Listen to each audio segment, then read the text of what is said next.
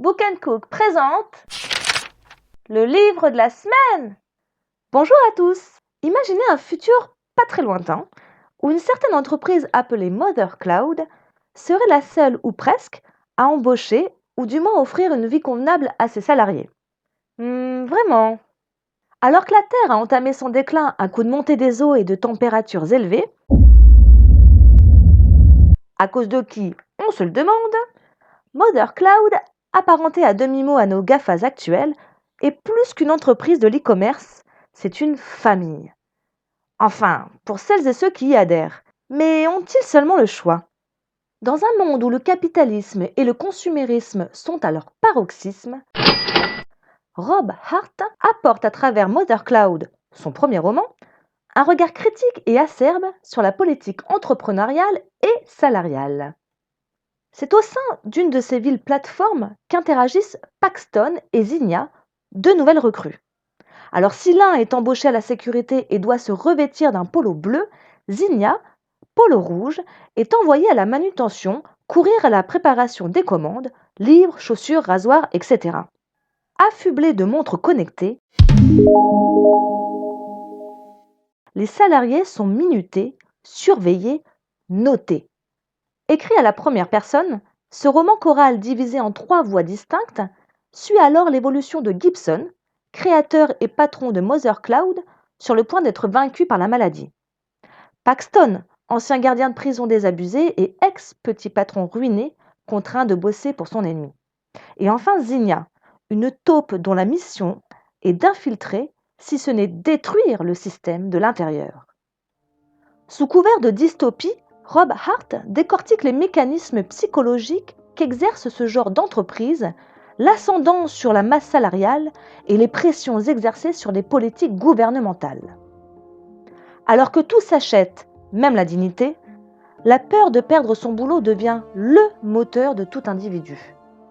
Alors vivre et consommer dans un tel complexe sous algorithme est un bien petit prix à payer pour vivre décemment, quitte à s'arranger avec sa conscience.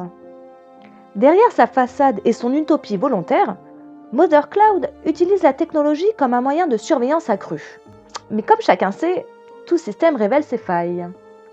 Créée pour améliorer et innover, la structure monstre se révèle être le visage et le bras armé d'un capitalisme débridé, profitant d'un asservissement progressif et pervers, annihilant ainsi toute forme de rébellion.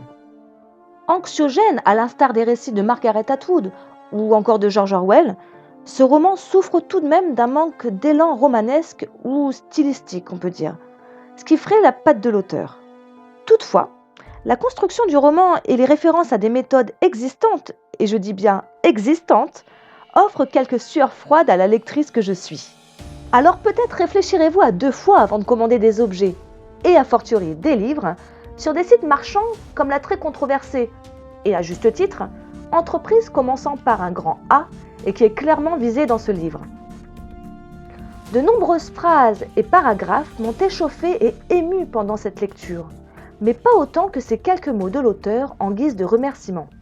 Écoutez et vous comprendrez. Pour finir, un mot sur la personne à qui est dédié ce livre. Maria Fernandez travaillait à temps partiel sur 3 sites différents de la chaîne Dunkin' Donuts dans le New Jersey et, en 2014, alors qu'elle s'était endormie dans sa voiture entre 2 services, elle s'est accidentellement étouffée dans les émanations de gaz d'échappement. Elle peinait à réunir les 550 $ mensuels que lui coûtait le loyer de son appartement en sous-sol. La même année, d'après le Boston Globe, le directeur général de Dunkin' Donuts, Nigel Travis, avait gagné 10,2 millions de $. Plus qu'aucune autre, l'histoire de Maria est au cœur de ce livre.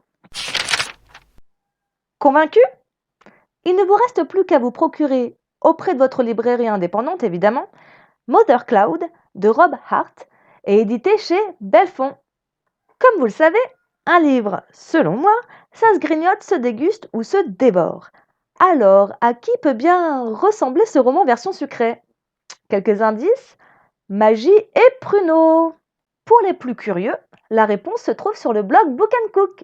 Alors, à bientôt! Ciao!